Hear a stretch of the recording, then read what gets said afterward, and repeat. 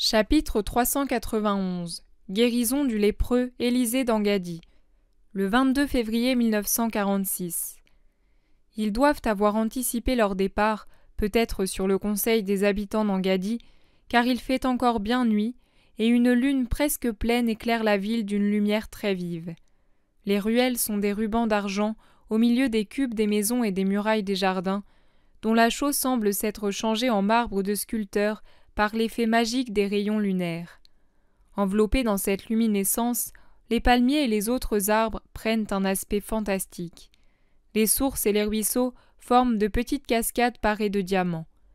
Dans les frondaisons, les rossignols égrènent des chapelets de notes prodigieuses, unissant leur chant à celui des eaux qui, de nuit, paraît toujours plus net. La ville est endormie, mais quelques personnes accompagnent le maître. Ce sont les hommes des maisons où logeaient Jésus et les apôtres, et plusieurs autres habitants qui se sont unis à eux. Le chef de la synagogue marche à côté de lui. Ah, il ne veut pas renoncer à l'escorter avant d'entrer en pleine campagne, même quand Jésus l'en prie. Il se dirige vers la route qui mène à Masada, non pas la route basse qui longe la mer Morte et dont j'entends dire qu'elle est malsaine et dangereuse à parcourir de nuit, mais celle de l'intérieur, taillée dans la côte, presque au sommet des collines qui bordent le lac. Au clair de lune, la région est une splendeur. On croirait parcourir un pays de rêve. Puis l'oasis, le véritable oasis, cesse et les palmiers se font rares. C'est la montagne proprement dite, avec ses arbres de haute futaie, ses prés, ses flancs creusés de cavernes comme presque toutes les montagnes de Palestine. Mais ici, je dirais qu'elles sont en plus grand nombre, et leurs ouvertures sont étranges, en longueur ou en largeur, les unes droites, d'autres de biais, certaines rondes à mi-côte, d'autres qui sont une simple fissure. Elles prennent des aspects effrayants à la lumière de la lune. « Abraham, la route passe plus bas. Pourquoi continues-tu à monter?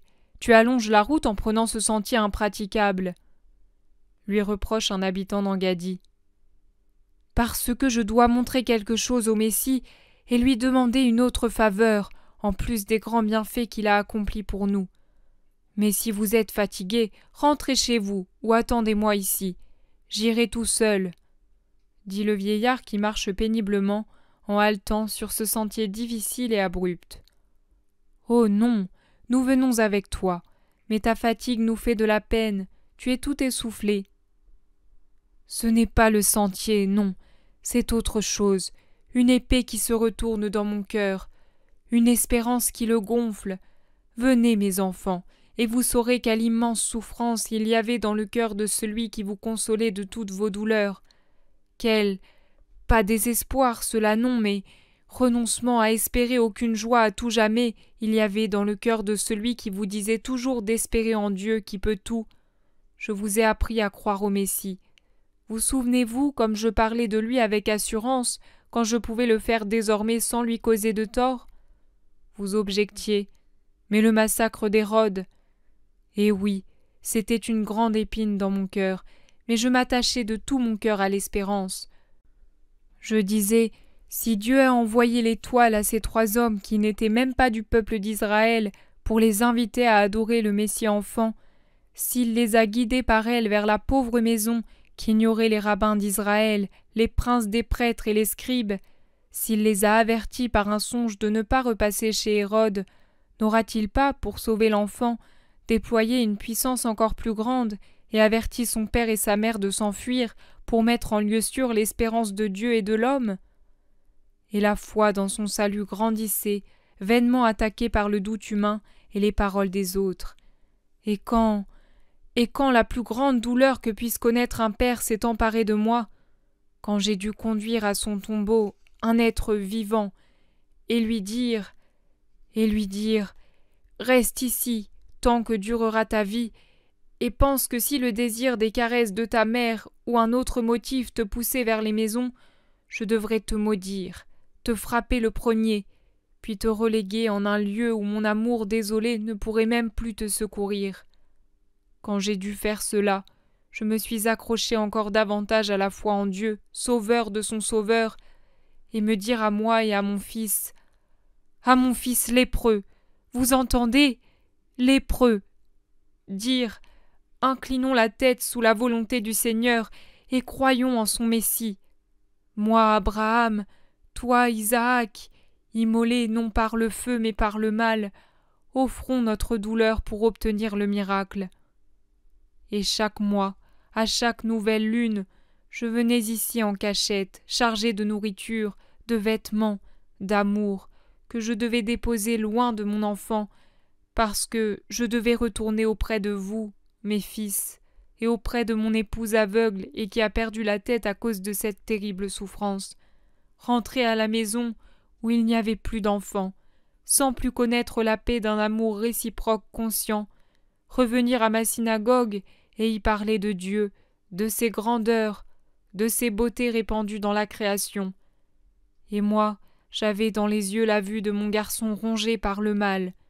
Je ne pouvais même pas le défendre quand j'entendais des médisances offensantes pour lui qui le présentaient comme un ingrat, comme un criminel enfui de la maison. Et chaque mois, en faisant ce pèlerinage d'un père au tombeau de son fils vivant, je lui répétais pour soutenir son cœur « Le Messie existe, il viendra, il te guérira. » L'an dernier, au moment de la Pâque à Jérusalem, je t'ai cherché dans le court laps de temps pendant lequel j'étais loin de mon épouse aveugle.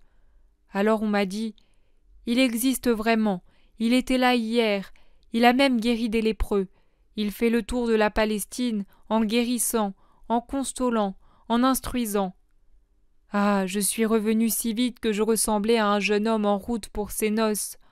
Je ne me suis pas même arrêté à Engadi, je suis venu directement ici, et j'ai appelé mon enfant, mon garçon, ma race qui meurt, pour lui dire « Il va venir ».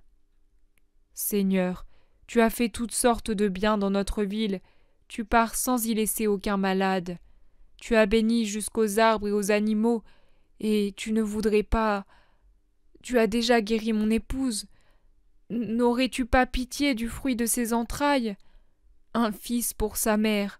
Rends un fils à sa mère, toi, le fils parfait de la mère de toute grâce. Au nom de ta mère, aie pitié de moi, de nous.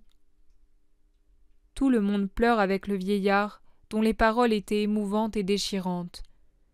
Jésus le prend dans ses bras pendant qu'il sanglote. Ne pleure plus. Allons trouver ton Élysée. Ta foi, ta justice, ton espérance méritent cela et davantage.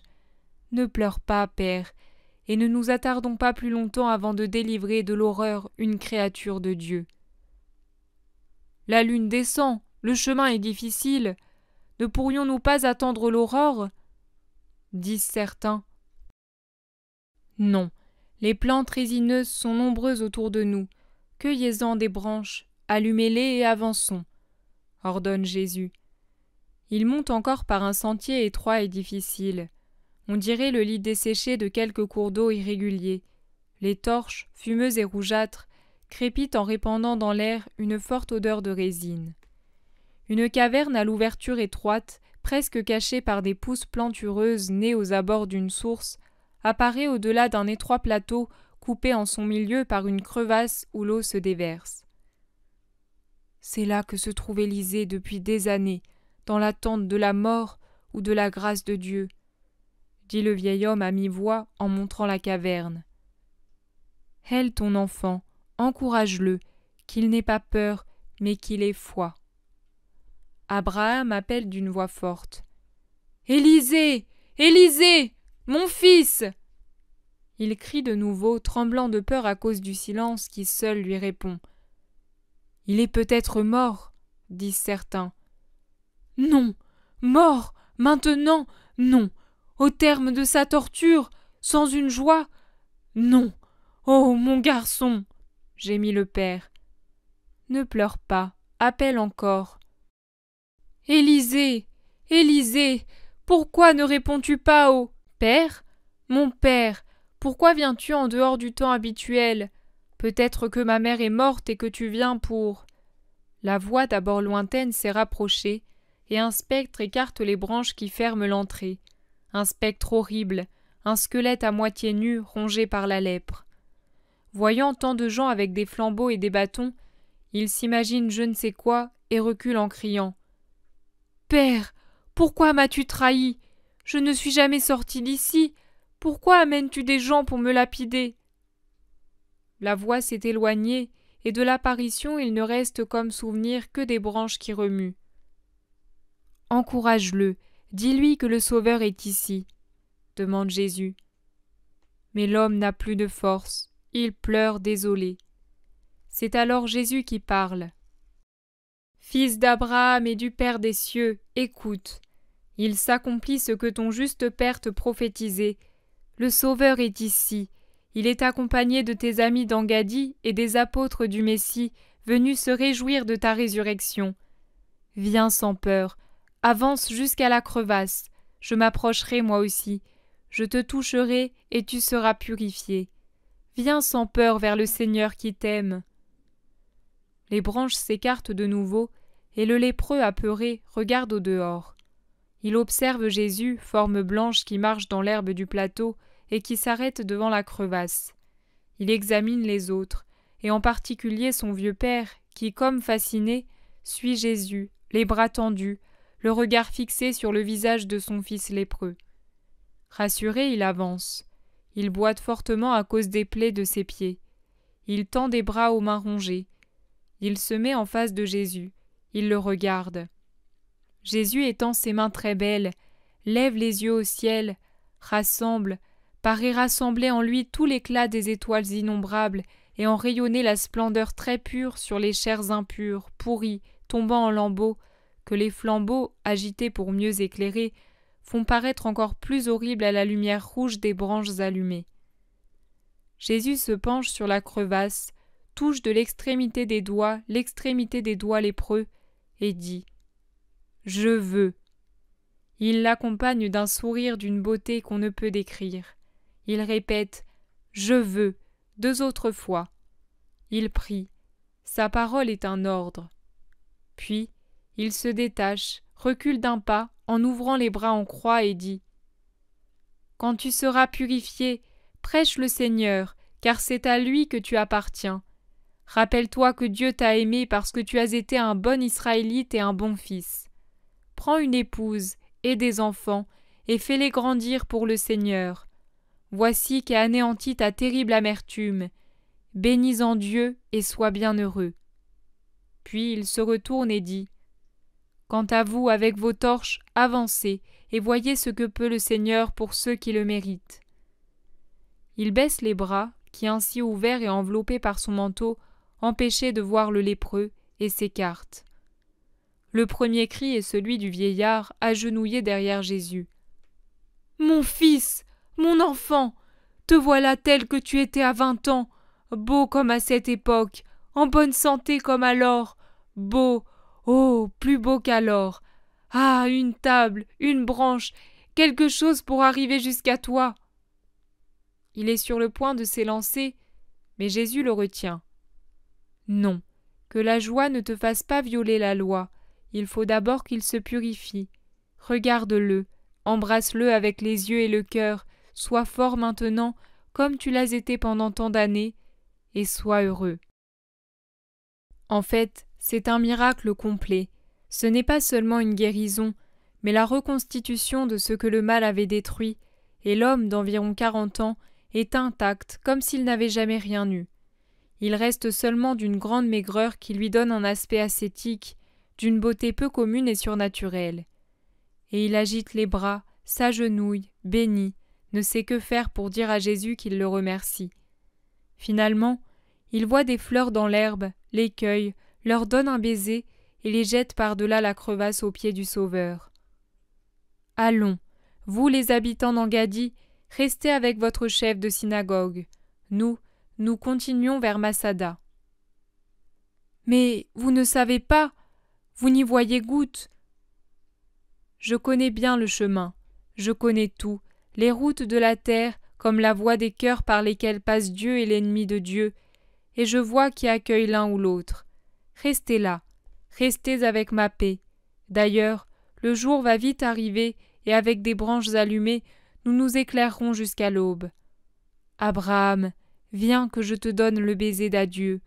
Que le Seigneur soit toujours avec toi, comme il l'a été jusqu'à présent, et aussi avec ta famille et ta bonne ville.